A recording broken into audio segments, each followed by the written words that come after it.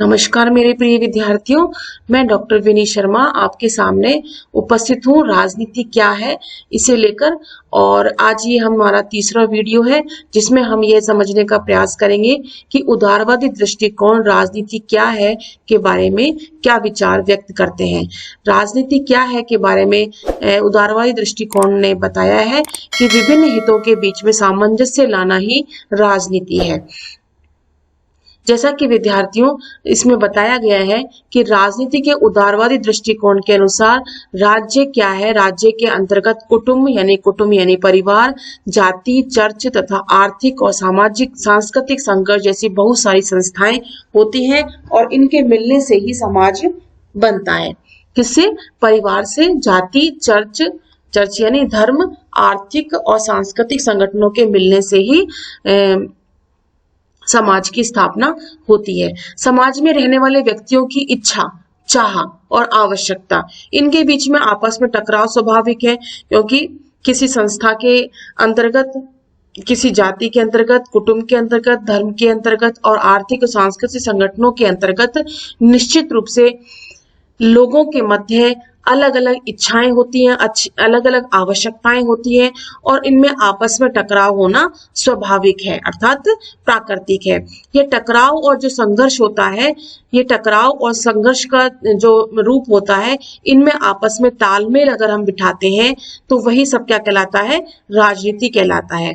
तो इसमें बताया है कि विभिन्न सामाजिक समुदायों और वर्गों के बीच में तालमेल बिठाने का साधन ही क्या है, यानी सामंजस्य बिठाने का साधन ही क्या है? राजनीति है।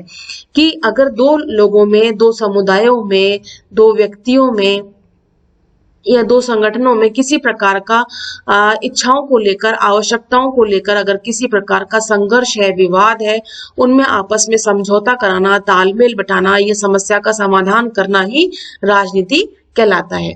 अब आप देखें, स्टीफन वाजबी हैं, वो क्या कहते हैं विद्यार्थियों? स्टीफन वाजबी ने कहा है कि साधारण मान्यता यह है कि जहां राजनीति है वहां कोई ना कोई विवाद रहता है। जहां समस्याएं होंगी वहां राजनीति होगी, और जहां कोई विवाद ही नहीं होता वहां विचार करने के लिए समस्या ही नहीं है और वहां राजनीति भी नहीं है। कहने का तात्पर्य यह है कि वाजबी ये कहना चाहते हैं कि जिस समाज में, जिस समुदाय में, जिस संगठन में विवाद होता है, संघर्ष होता है, समस्याएं होती हैं, वहीं पर ही राजनीति विद्यमान होती है। और राजनीति का कार्य क्या होता है? राजनीति का कार्य यह होता है विद्यार्थियों कि वह विवादों में, संघर्ष में और समस्याओं में समाधान खोजता है और उस समाधान को उन लोगों को स्वीकार करना होता है, और यही सब चीजें क्या कहलाती है? राजनीति कहलाती है। इसी प्रकार से J.D. मिलर हैं, वो कहते हैं राजनीति की जड़ें असहमति और संघर्ष में है। राजनीति की जड़ें असहमति में, यानी राजनीति हमारे लिए किसी प्रकार का कोई निर्णय करती है, कोई नियम बनाती है, कोई नीति बनाती है, उसको स्वीकार करना या उसको अस्वीकार करना, या उन नियमों और निर्णयों के प्रति विवाद होना, वाद विवाद होना या संघर्ष होना, यही सब क्या कहलाती है? राजनीति कहलाती है। जो व्यक्ति राजनीति में भाग लेते हैं उनका लक्ष्य प्राय यह होता है विद्यार्थियों कि जो कुछ करना है उसके बारे में सहमति प्राप्त की जाए और झगड़ों को शांत किया जाए और मेल मिलाप या समझौते की कोशिश की जाए। तो जहां पर जिस व्यवस्था में, जिस समाज में इस प्रकार की क्रियाएं, प्रतिक्रियाएं होती हैं, वह राजनीति हमेशा विद्यमान होती है। यदि हम विद्यार्थियों, यदि हम अगर अपने समाज में आसपास की गतिविधियों को देखें और हम ये पता लगाएं कि हमारे आसपास कौन सी समस्याएं हैं और उन समस्याओं का क्या क्या समाधान निकाला गया है या निकाला जा सकता है, कौन कौन से विवाद हैं, कौन कौन से संघर्ष हैं, या राजनीति ने या राज्य ने, सरकार ने हमारे लिए कौन सी नीतियां बनाई हैं और कौन सी नीतियां स्वीकार्य हैं और कौन सी नीतियां अस्वीकार्य हैं, इन सभी का अगर हम मापतोल करते हैं तो निश्चित ही हम राजनीति को बहुत ही बेहतर ढंग से समझ सकते हैं। इसके आगे हम देखें कि विवादों की चर्चा की गई है, जो हमने विवादों की चर्चा की है, उसमें पीटर गार्ड कहते हैं, पीटर ऑडिगार्ड है, वो कहते हैं कि दो मान्यताएं हैं। कौन सी मान्यता है विद्यार्थियों? पहली बात यह है कि विवाद किसी ऐसे प्रश्न को लेकर होना चाहिए जो राज्य की परिधि में आता हो, मतलब जिसका संबंध राज्य से हो, जिसमें राज्य के द्वारा जो कोई निर्णय किया जाए या समाधान पेश किया जाए उस समस्या का, तो उसे, उस संस्था को, उस समुदाय को या उस नागरिक या व्यक्ति को मान्य हो। ऐसा नहीं कि अगर कोई निजी समस्या है और उस निजी समस्या को हम कोई राजकीय समस्या कह दें या उसे कह दें कि ये राजनीति है, वह बिल्कुल राजनीति नहीं कहलाई जाएगी। जैसा कि इसमें उदाहरण बताया गया है विद्यार्थियों कि पति पत्नी जो है यह बात करते हैं कि आज की शाम कहाँ गुजारी जाए या डिनर कहाँ किया जाए, इंडिया गेट पे अप्पू घर में शाम गुजारी जाए। तो इस प्रकार के जो विवाद हैं, निश्चित रूप से ये कैसे विवाद है? ये राजनीतिक विवाद बिल्कुल भी नहीं है, ये निजी विवाद है। इनको निजी स्तर पर ही सुलझाया जा सकता है। दूसरी महत्वपूर्ण बात यह है विद्यार्थियों कि विवाद के विषय में कुछ नियम और सुस्थापित प्रथाएं भी होती हैं।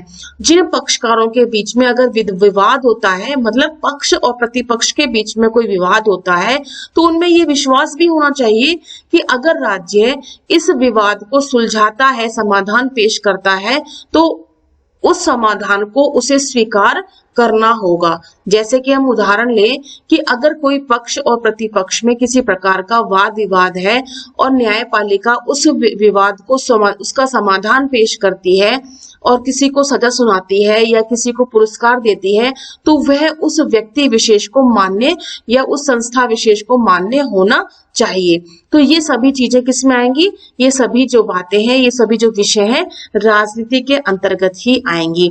तो हमने क्या समझा? हमने ये समझने का प्रयास किया विद्यार्थियों कि राजनीति क्या है? विभिन्न हितों के बीच में।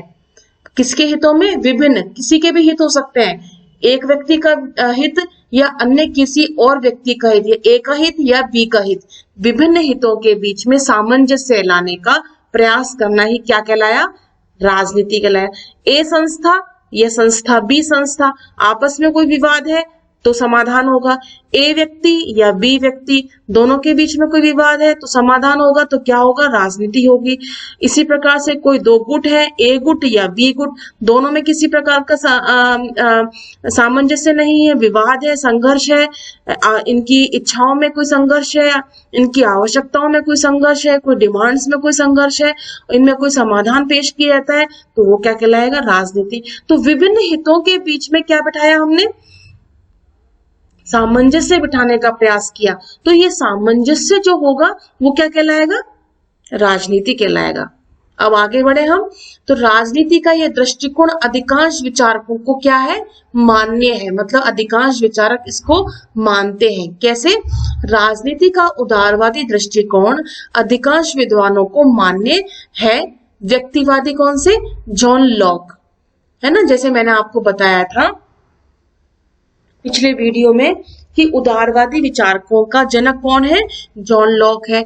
तो व्यक्तिवादी विचारकों का भी जनक कौन है? जॉन लॉक है। उदारवाद से पहले की अवस्था जो है व्यक्तिवादी अवस्था है।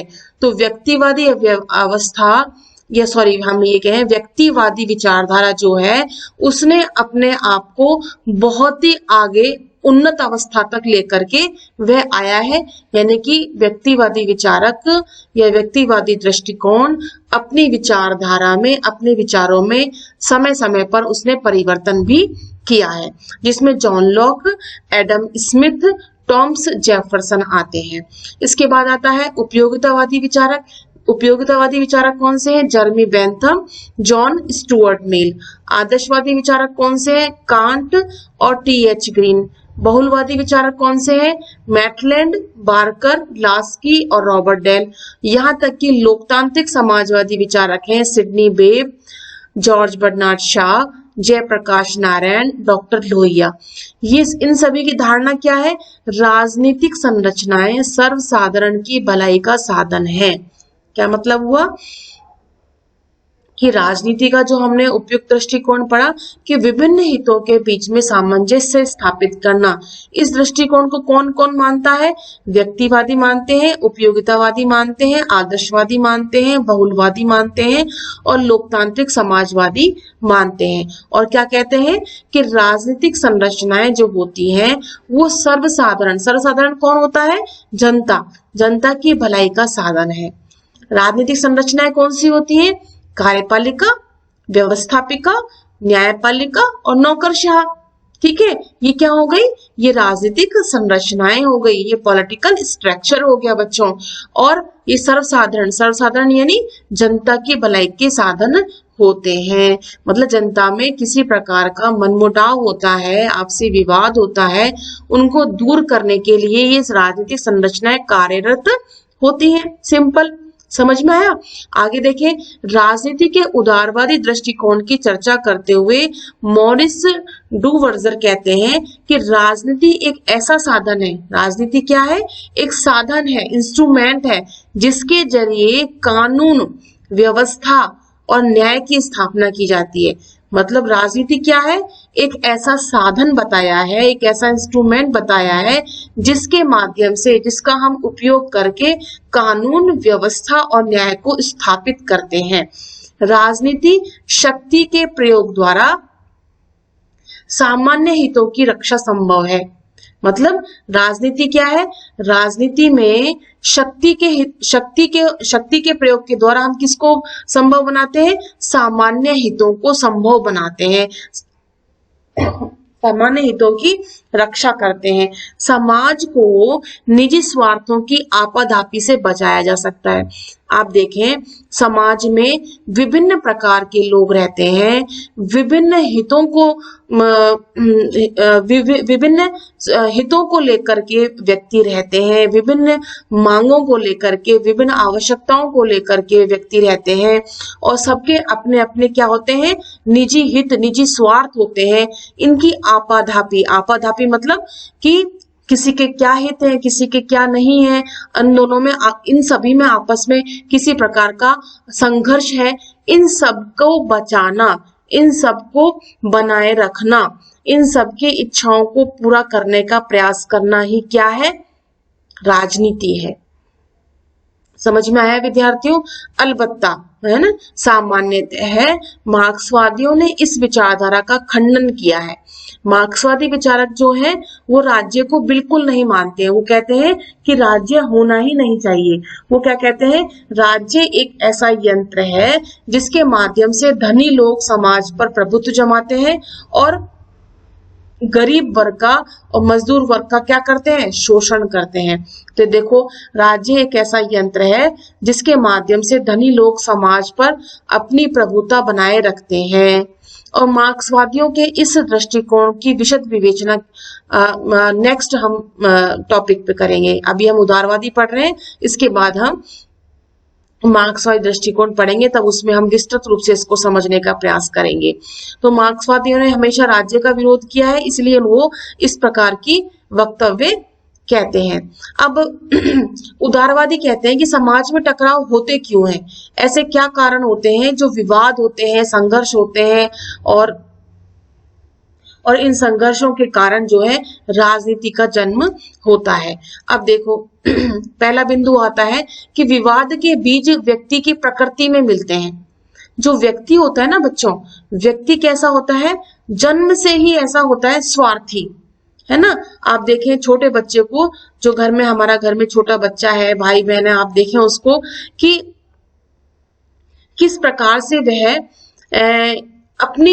अपने पास या अपने हाथ में अगर कोई खिलौना है, बहुत सुंदर, बहुत महंगा खिलौना है, लेकिन उसको, क्योंकि वो तो मेरे पास है, उस बच्चे के पास है वह तो उससे उसे कोई मतलब नहीं है। लेकिन दूसरे बच्चे के पास अगर दूसरा कोई खिलौना है, भले ही वह बहुत ही टूटा फूटा है, सस्ता है, कुछ भी है, लेकिन उसको प्राप्त करने की लालसा हमेशा बनी रहती है।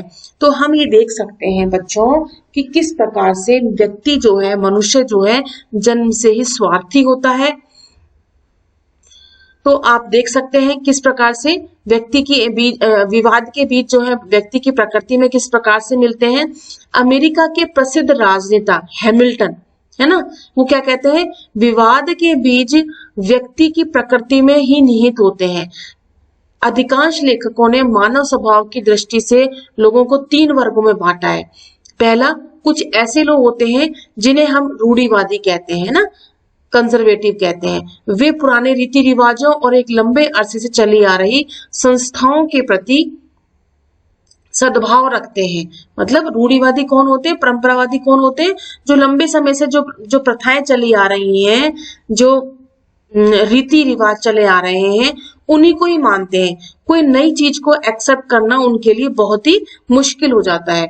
दूसरे प्रकार के लोग कौन से होते हैं, जो हर विषय पर उदार होते हैं, लिबरल होते हैं, स्वतंत्र होते हैं और चाहते हैं कि समाज धीरे धीरे उन्नति करे और आगे की ओर बढ़ता जाए।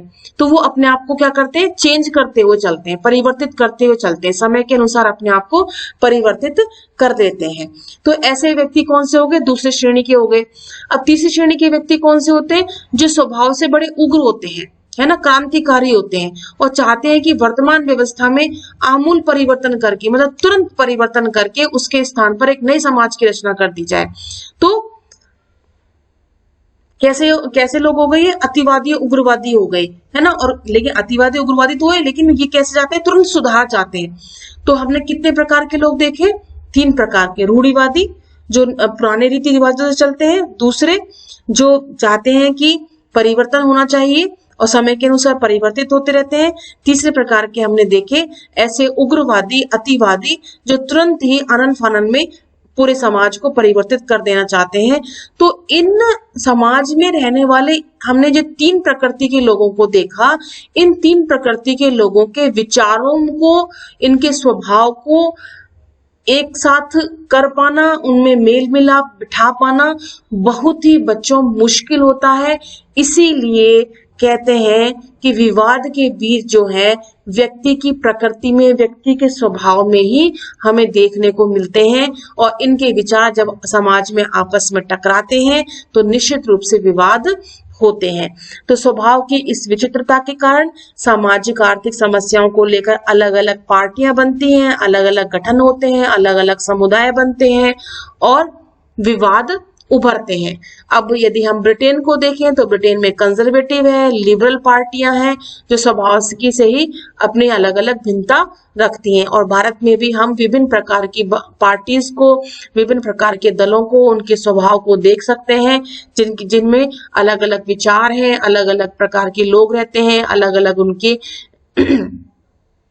सोचने की क्षमताएं हैं। तो इस प्रकार से विवाद जो है दिन प्रतिदिन बढ़ते ही चले जाते हैं। तो इसीलिए कहते हैं कि विवाद की जो प्रकृति होती है वो स्वभाव में हमेशा विद्यमान होती है। अब दूसरा जो हमारे पास कारण आता है कि समाज में टकराव क्यों होता है, धार्मिक, जातिगत और नस्ल की भिन्नताएं। तो समाज में टकराव होने का कारण क्या है, धार्मिक। स्वभाव की भिन्नता के अलावा बहुत से आधारों पर मतभेद की गुंजाइश रहती है। एशिया, अफ्रीका के देशों की राजनीतिक, धार्मिक और जातिगत भिन्नताओं से बहुत ज्यादा प्रभावित होती है।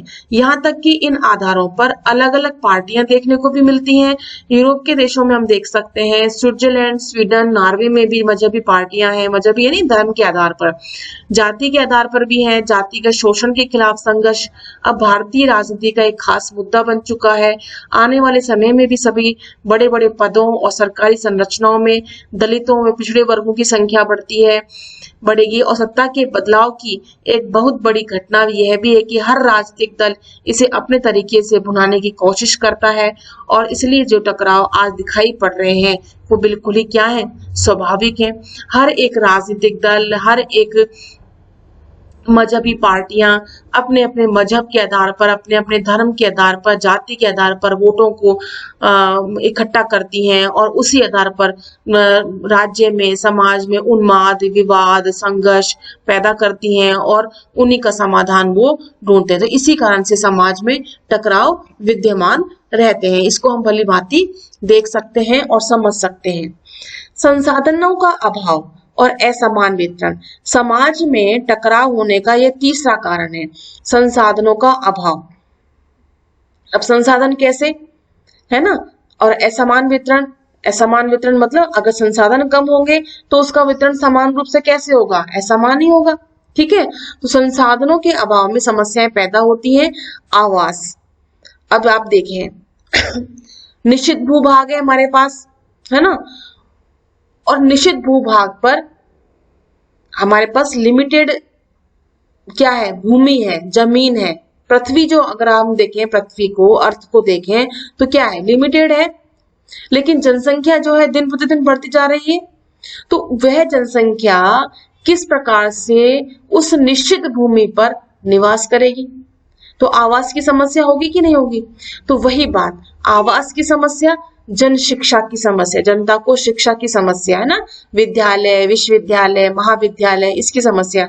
जन स्वास्थ्य की समस्या है कि हमारे पास संसाधन कम है, हॉस्पिटल्स कम है, व्यवस्थाएं कम है और मरीज ज्यादा है, रोगी ज्यादा है, तो उनको कैसे, किस प्रकार से स्वस्थ किया जाएगा।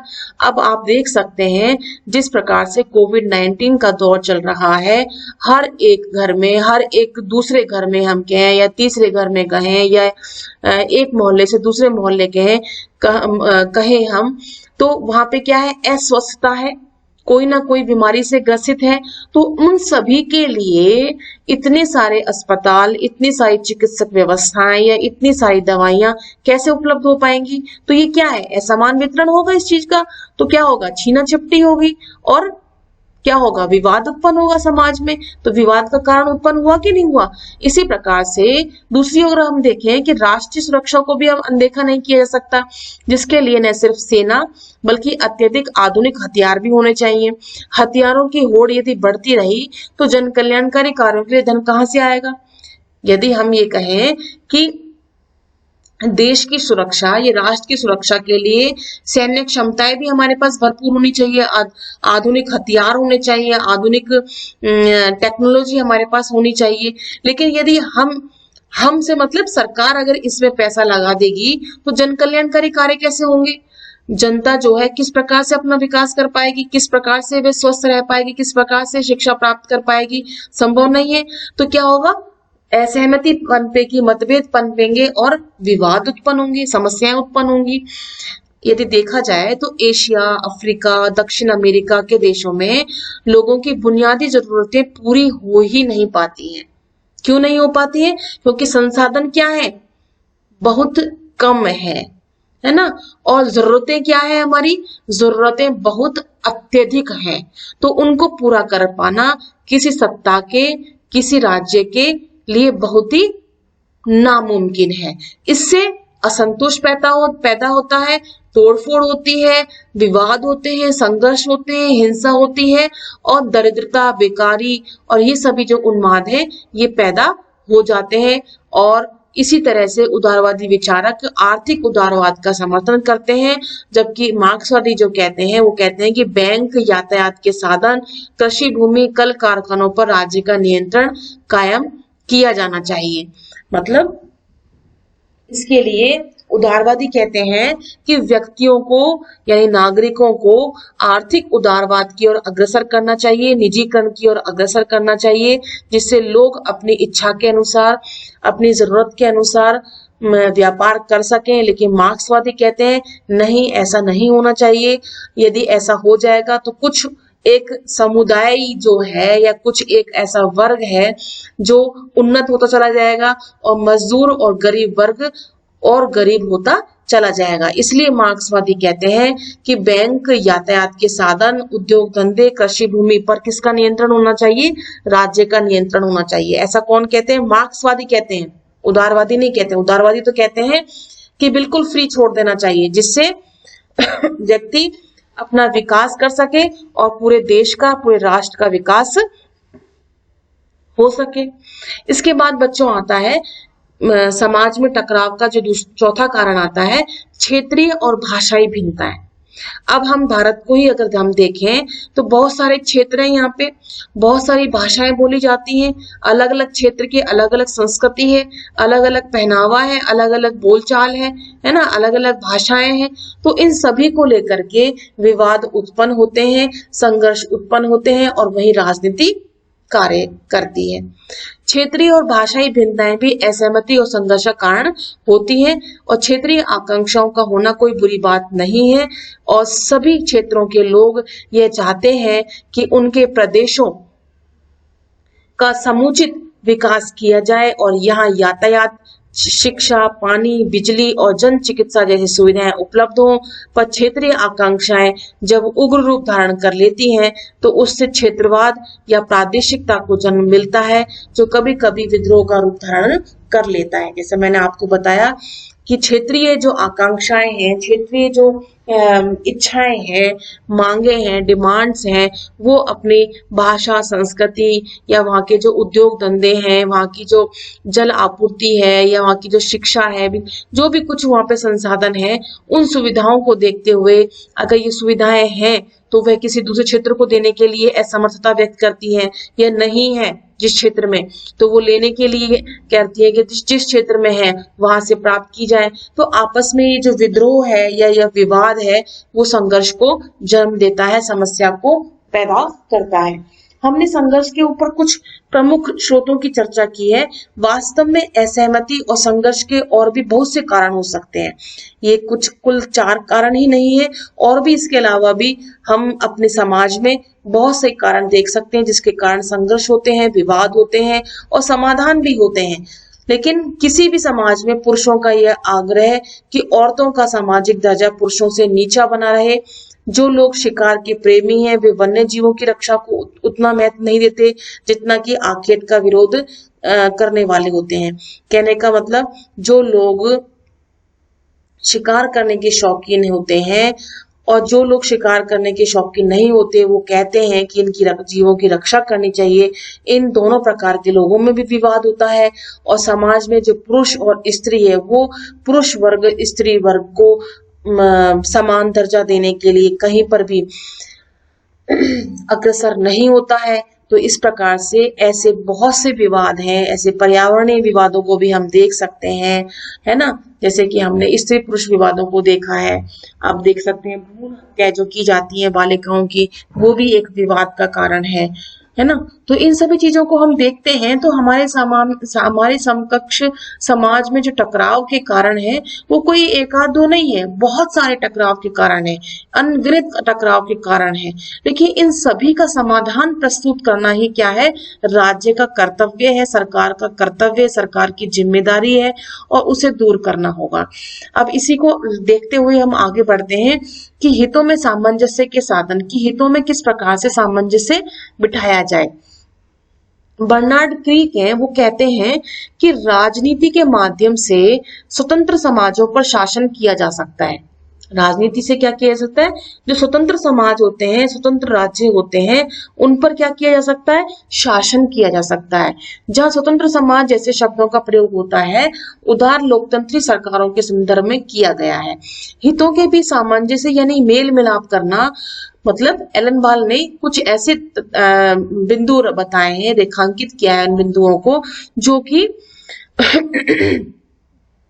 उन सामाजिक टकरावों में मेल मिलाप यानी समझौता करने का प्रयास करते हैं। जैसे कि चुनावी प्रतियोगिता, चुनावी प्रतियोगिता कैसे होगी कि विचारों की स्वतंत्रता और राजनीतिक दलों के कारण सभी पार्टियों को अपना कार्यक्रम मतदाताओं के समक्ष रखने का अवसर मिलता है। मतलब हर एक पार्टी, हर एक दल जो है अपना कार्यक्रम क्या है, मतलब मेरा एजेंडा या उस दल का एजेंडा क्या है, उसको कहाँ रखेंगे हम, मतदाता जो मत देगा उसके समकक्ष रखने का प्रयास करेंगे। और चुनावी विजय के द्वारा यह तय हो जाता है कि आम मतदाता किस पार्टी की नीतियां स्वीकार करता है। समझ में ही बात। मान लो एक राज्य में 2 या 2 से अधिक दल हैं, ठीक है, सब दलों की अपनी अपनी विचारधारा है, सभी दलों की अपने अपने निश्चित कार्यक्रम है, निश्चित मान्यताएं हैं।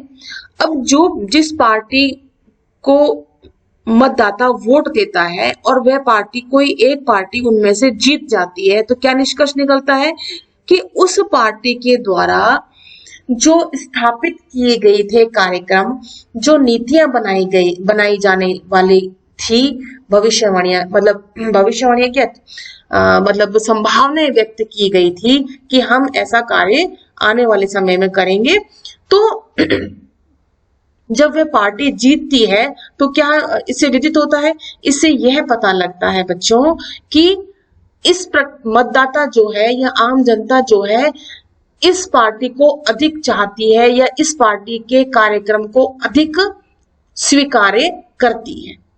ठीक है, तो एक स्वीकृति मिल गई, एक इस प्रकार से समस्याओं का समाधान प्राप्त करने का एक उस दल को एक स्वीकृति प्राप्त हो गई कि वह दल अगर किसी समस्या का समाधान निकालता है तो किसे स्वीकार्य होगा, वह समाधान संपूर्ण जनता को स्वीकार्य होगा। तो निकला, सामंजस्य बना। अब दूसरी बात आती है राजनीतिक संस्थाएं, संसदीय वाद विवाद, संसद, कार्यपालिका, नौकरशाही, इन्हें हम प्रमुख राजनीतिक संस्थाएं मानते हैं। संसद यानी विधानमंडल, जहां बहस चलती है, उसके द्वारा वांछनीय कानून को बनवाने और अनावश्यक कानूनों को हटाने का मौका मिलता है। मतलब जहां संसद चलती है, विधानमंडल चलता है, पार्लियामेंट चलती है, वहां पे क्या होता है आम जनता की बातों को मान करके कानूनों का बनाया जाता है, कानून बनाए जाते हैं, नीतियां बनाई जाती हैं। ठीक है, और जो अनावश्यक कानून होते हैं उनको हटा दिया जाता है, उनको खत्म कर दिया जाता है, डिस्ट्रॉय कर दिया जाता है। इसी प्रकार से संसदीय पद्धति की यह विशेषता है कि सरकार यानी कार्यपालिका निरंकुश नहीं बन पाती। मतलब जब संसद में बहस चलती है, कानून बनता है और जो अनावश्यक कानून होते हैं उनको डिस्ट्रॉय कर दिया जाता है, उनको खत्म कर दिया जाता है यानी डिलीट कर दिया जाता है, तो जनता का सीधा सीधा नियंत्रण जो है कार्यपालिका पर होता है, तो कार्यपालिका कभी भी निरंकुश नहीं बन पाती है। इसके बाद देखिए विपक्षी दल शासन की नीतियों और कार्यों की आलोचना करता है। जो अपोजिशन पार्टी होती है वो किसकी आलोचना करती है, जो कार्यकारी दल होता है, जो सत्ता में दल होता है, सत्तारूढ़ दल होता है, ये सरकार होती है, उसकी समय समय पर आलोचना प्रत्यालोचना करती है, जिससे कि वह सजग होकर के, है ना, बिल्कुल अलर्ट होकर के कार्य कर पाए। कौन, सत्तारूढ़ दल यानी कि सरकार।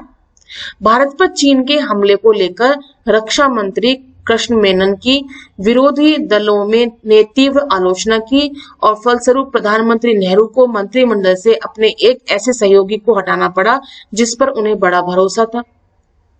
मतलब यदि जनता किस मंत्रिमंडल में से अगर किसी मंत्री का विरोध करती है, उसकी आलोचना करती है, तो निश्चित रूप से उस पार्टी को या उस सरकार को, उस मंत्री को या तो हटाना पड़ेगा या फिर उसे वहां से बर्खास्त करना पड़ेगा या फिर अपनी सत्ता से हाथ धोना पड़ेगा।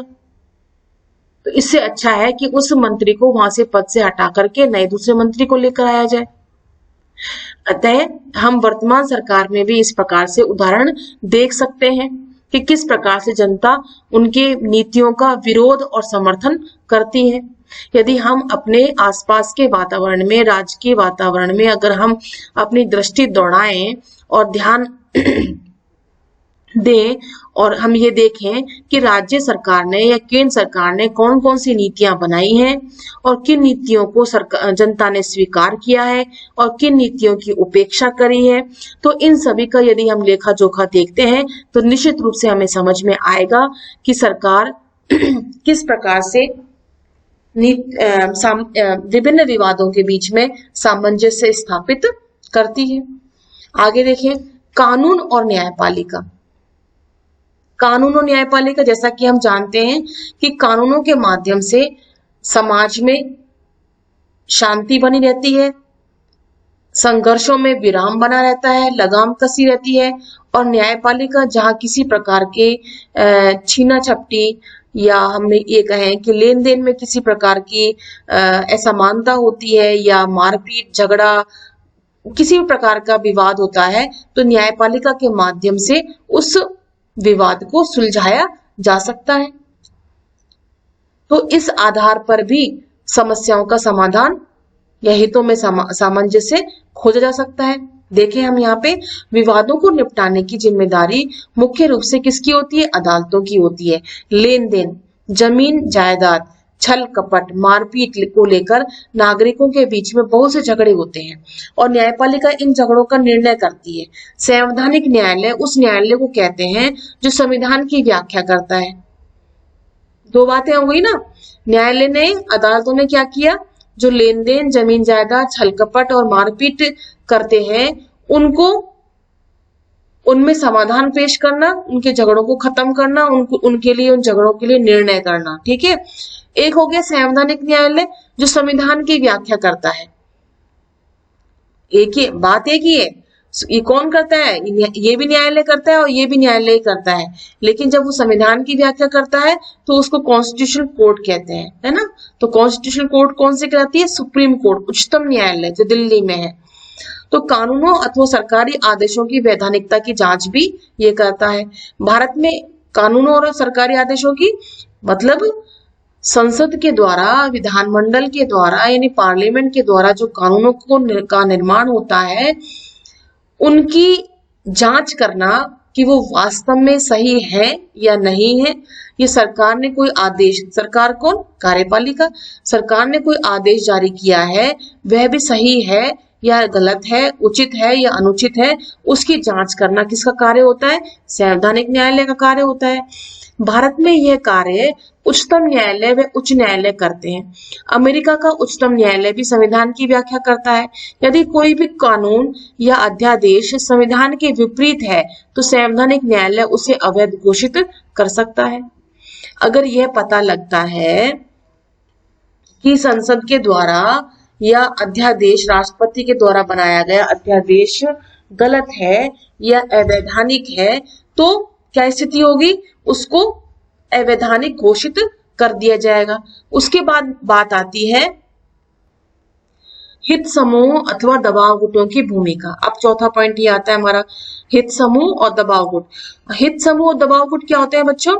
ये वो हित समूह और दबाव गुट होते हैं जो जनता की इच्छाओं को सरकार तक पहुंचाते हैं। इनका राजनीति से कोई संबंध नहीं होता है, राजनीति में इनकी कोई प्रत्यक्ष भागीदारी नहीं होती है। औद्योगिक संघ है ना, मजदूर यूनियन है, किसान संघ, रेलवे यूनियन है, बैंक कर्मचारी संघ तथा छात्र अथवा अध्यापक संगठन, ये सब हित समूह या दबाव गुटों की ही श्रेणी में आते हैं। क्लियर? ये समुदाय, हित समूह, दबाव गुट एक ही बात है। हित समूह, दबाव गुट और इनको कहते हैं इंटरेस्ट ग्रुप और प्रेशर ग्रुप, है ना, एक ही बात है। ये समुदाय या गुट संसद सदस्यों, मंत्रियों, सरकारी पदाधिकारियों और राजनीतिक दलों से संपर्क करते हैं और वे सरकारी निर्णयों और नीतियों को प्रभावित करने की कोशिश करते हैं।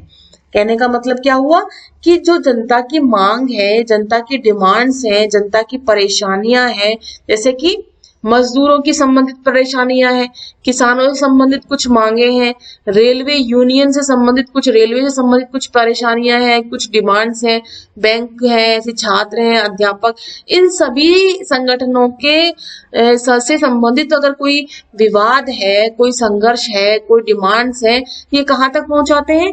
ये मंत्रियों तक, सांसदों तक, सरकारी अधिकारियों तक पहुंचाते हैं और समाधान निकालते हैं। वे सरकारी निर्णयों और नीतियों को प्रभावित करते हैं और वहां से क्या निकलते हैं? समाधान निकलते हैं। कई दबाव गुट एक दूसरे के विरोधी भी हो सकते हैं, जैसे मिल मालिक और मजदूर।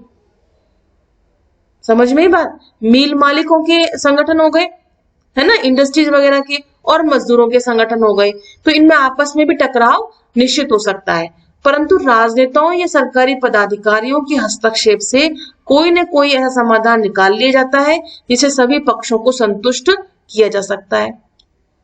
तो ये क्या हो गया? हितों में सामंजस्य बैठ गया। कौन कौन से हितों में? भाई इंडस्ट्रीज के हित में और मजदूरों के हित में, दोनों में सामंजस्य स्थापित हो गया।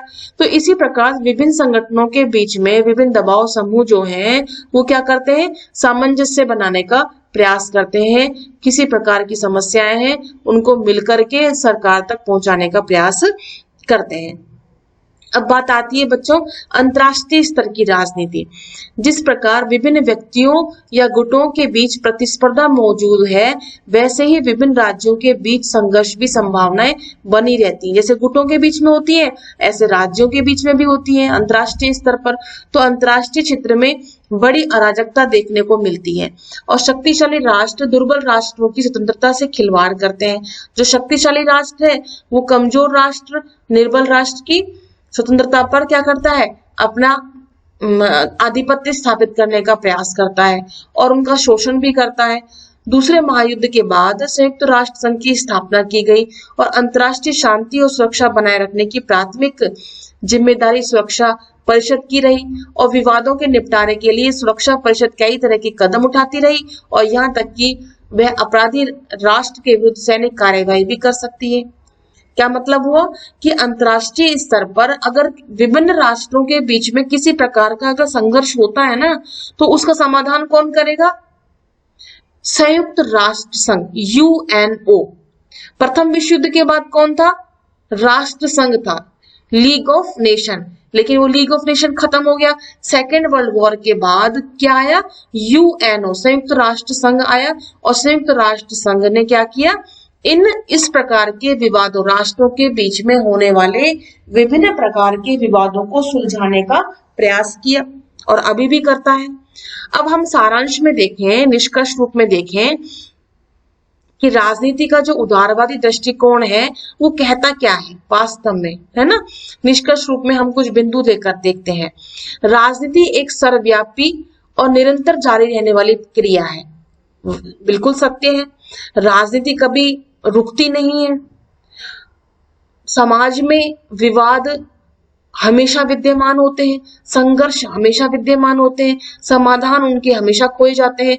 जैसे कि एक गाड़ी का पहिया चक्र जो है निरंतर चलता रहता है, उसी प्रकार से राजनीति भी उस पहिए की भांति निरंतर चलती रहती है, चलायमान रहती है, निरंतर गतिशील रहती है। समस्याएं आती हैं, समाधान होते हैं, फिर समस्याएं आती हैं, फिर समाधान होते हैं, फिर समस्याएं आती हैं, फिर समाधान होते हैं। तो ये चक्र जो है चलता रहता है और राजनीति हमेशा विद्यमान होती है। दूसरा आता है, सभी समाजों में विविधताएं, असमानताएं, तरह तरह की मान्यताएं मौजूद होती हैं, जिनके कारण विवाद चलते रहते हैं और विवाद और संघर्ष कभी धीमा और कभी तेज हो जाता है। मतलब समाज जो हमारा है, सोसाइटी जो हमारी है, उसमें विविधताएं होती हैं। कोई अलग धर्म से है, कोई अलग जाति से है, कोई अमीर है, कोई गरीब है, कहीं किसी समाज में स्त्रियां आगे की ओर बढ़ रही हैं और किसी समाज में पुरुष बहुत आगे की ओर बढ़ रहे हैं। तो अलग अलग प्रकार की समस्याएं, किसी समाज में किसान है, मजदूर है, उद्योगों के मालिक है ना, मिल मालिक जिसे हम कहते हैं, मजदूर, मतलब हर प्रकार की समस्याएं हैं, है ना। लेकिन उनका समाधान भी समय समय पर मिलता है, लेकिन कभी समस्याएं तेज होती हैं तो कभी समस्याएं धीमी होती है, बताया गया इसमें। तीसरा आता है, उदारवाद की मान्यता है कि व्यक्ति एक विवेकशील प्राणी है। वास्तव में व्यक्ति वास्तव में एक विवेकशील प्राणी है, उसमें ज्ञान होता है, विवेक होता है। वह अपने विवेक का इस्तेमाल करके स्वयं अपना और समाज का विकास करता है और समाधान भी वही सोचता है, विवाद भी वही करता है तो समाधान भी वही सोचता है। उसका विवेक उसे ये बताता है कि वह सिर्फ इच्छाओं को पूरा करने तक ही सीमित नहीं है, बल्कि विभिन्न समूहों के बीच मेल मिलाप करने का भी कार्य करता है। मतलब मैंने बताया कि विवाद भी वही करता है और समाधान भी वही पेश करता है। तो दोनों प्रकार के कार्य किसके द्वारा किए जाते हैं? उस व्यक्ति विशेष के द्वारा ही किए जाते हैं, क्योंकि वो विवेकशील है। विवाद भी करेगा तो समाधान भी उसे निकालना है। विभिन्न व्यक्तियों और वर्गों के आपसी रिश्तों का न्यायपूर्ण ढंग से नियमन किया जाना चाहिए। चौथा आता है, राजनीति एक ऐसी प्रक्रिया है जिसके माध्यम से असहमति, मतभेद, समस्याओं को सुलझाने में मदद मिलती है। राजनीति सामाजिक कलह को मिटाती है और उनके बीच में क्या लाती है? न्याय, शांति और व्यवस्था स्थापित करती है। ठीक है, राजनीति क्या हो गई? राजनीति हो गई कि जिनके बीच में असहमति है, मतभेद है, समस्याएं हैं, उन सब का समाधान प्रस्तुत करना। क्या है? राजनीति है। राजनीति के माध्यम से ही हो सकता है, और राजनीति ही क्या ला सकती है? न्याय, शांति और व्यवस्था ला सकती है। पांचवा देखें, उदारवादियों ने राजनीति को एक ऐसा खेल बतलाया जिसके सभी खिलाड़ी खेल के नियमों का पालन करते हैं, और उन्होंने अपने लक्ष्य की पूर्ति के लिए शांतिपूर्ण और संवैधानिक उपायों पर बल दिया। रैल्फ मिलीबैंड है, वो कहते हैं इन राज्यों की राजनीति एक ऐसा गृह युद्ध नहीं है जो कि हिंसक साधनों से लड़ा जाता है। वह तो एक ऐसी प्रक्रिया है जिसमें सौदेबाजी होती है, समझ होती है और संतोष से काम लिया जाता है। मतलब राजनीति जो है, राज्यों की राजनीति जो है, कोई गृह युद्ध नहीं है, सिविल वॉर नहीं है वो, है ना। ये तो सिर्फ क्या है? ये तो सिर्फ ऐसी सौदेबाजी होती है, ऐसी प्रक्रिया है जिसमें सौदेबाजी के द्वारा, समझौतों के द्वारा, समझ के द्वारा, संतोष के द्वारा काम लेना पड़ता है, और उसी के द्वारा ही समाधान प्रस्तुत किया जाता है।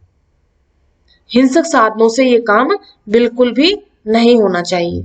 सरकार में रद्दोबदल चुनाव के जरिए होते हैं। रद्दोबदल मतलब सत्ता का जो उठापटक होती है, हर 5 साल में, हर 4 साल में जो सत्ता बदलती है, वो किसके माध्यम से होती है? चुनावों के माध्यम से होती है। संसद में वाद विवाद होते हैं, मतभेद प्रकट होते हैं, बहुमत के द्वारा निर्णय लिए जाते हैं, और सार्वजनिक समस्याओं का जो समाधान प्रस्तुत होता है वो बातचीत के माध्यम से और वार्ताओं के माध्यम से लिया जाता है। तो इस प्रकार से राजनीति जो है एक बहुत ही अहम भूमिका निभाती है, एक बहुत ही अहम प्रक्रिया निभाती है, और उसके आधार पर समाधान प्रस्तुत होता है। तो कहने का मतलब क्या हुआ? उदारवादी ये कहना चाहते हैं कि समाज में कलह होता है, विवाद होते हैं, संघर्ष होते हैं, लेकिन वही व्यक्ति है जो विवेकी है, उस अपने विवेक के माध्यम से वही समाधान भी खोजता है। तो यही राजनीति है। समस्याएं भी खुद पैदा करेगा, तो समाधान भी उसे खुद ही निकालना होगा, व्यक्ति विशेष को ही। तो मूल्यांकन में हम यह देखते हैं कि संघर्ष और समाधान के जो तरीके ऊपर बताए गए हैं, उन सभी के पीछे क्या मान्यता है कि सरकारें तटस्थ होती हैं, अर्थात वे इंसाफ चाहती हैं, निष्पक्ष तरीके से काम करती हैं, है ना, न्यूट्रल होती हैं, वो किसी प्रकार का भेदभाव नहीं करेंगी कि ये छोटा है, बड़ा है, ऊंचा है, नीचा है, नीच जात का है, ऊंच जात का है, गरीब है, अमीर है, इस प्रकार से। पर यदि राजनीतिक ढांचा और उदार वह बहुलवादी नहीं है और लोगों को अपनी बात कहने या राजनीतिक प्रक्रिया में भाग लेने से रोका जाता है, तो वे निराश हो जाते हैं। मतलब अगर राजनीतिक ढांचा अगर उदारवादी नहीं है, बहुलवादी नहीं है, और लोग अपनी बात को कह नहीं पाते हैं, तो राजनीतिक प्रक्रिया किस प्रकार की हो जाएगी? ऐसी प्रक्रिया हो जाएगी जहां पर लोग सिर्फ निराशा ही निराशा उन लोगों को हाथ लगेगी। जिन राज्यों में नागरिक अधिकारों का सम्मान नहीं किया जाता, उन्हें हम उदार राज्यों की श्रेणी में बिल्कुल नहीं रख सकते। इन राज्यों के नागरिक गैर कानूनी ढंग से कार्य करके सत्ता परिवर्तन का प्रयास करते हैं। कहने का क्या मतलब हुआ? कहने का तात्पर्य यह हुआ विद्यार्थियों कि जो समाज उदारवादी समाज है और जिसमें हर एक व्यक्ति अपनी बात को रखने, अपने विचारों को रखने का हर संभव प्रयास करता है और उसकी बात को सुना जाता है, समझा जाता है, समाधान निकाला जाता है, तो वह समाज सबसे उत्तम समाज होता है। लेकिन जिस समाज में इस प्रकार की क्रिया प्रतिक्रिया नहीं हो पाती और जहाँ पे जोर जबरदस्ती और दबाव होता है, वह राज्य कैसा राज्य कहलाएगा? गैर कानूनी ढंग से वह राज्य जो कहलाया जाएगा वो हिंसक राज्य या आतताई राज्य कहलाएगा, जो कि जबरन लोगों के ऊपर शासन करने वाला कहलाया जाएगा। और इसके लिए जनता एक न एक दिन एकत्रित होकर के सत्ता को परिवर्तित करने के लिए हर संभव प्रयास जो है करने के लिए तैयार रहती है। तो बच्चों, इसके साथ ही हमने राजनीति का क्या अर्थ है उदारवादी दृष्टिकोण से हमने ये समझने का प्रयास किया। नेक्स्ट वीडियो में राजनीति क्या है इसका हम मार्क्सवादी दृष्टिकोण पढ़ेंगे कि मार्क्सवादी क्या कहते हैं कि राजनीति क्या है, राजनीति के बारे में मार्क्सवादियों की क्या विचार है, राज्य के बारे में मार्क्सवादी क्या कहते हैं, राजनीति को वो क्या समझते हैं, इसके बारे में हम नेक्स्ट वीडियो के अंतर्गत हम आपसे चर्चा करेंगे, आपको समझाने का प्रयास करेंगे। इसके साथ ही यह वीडियो यहीं समाप्त होता है। अगले वीडियो तक के लिए आपको हम विदा लेते हैं और नमस्कार।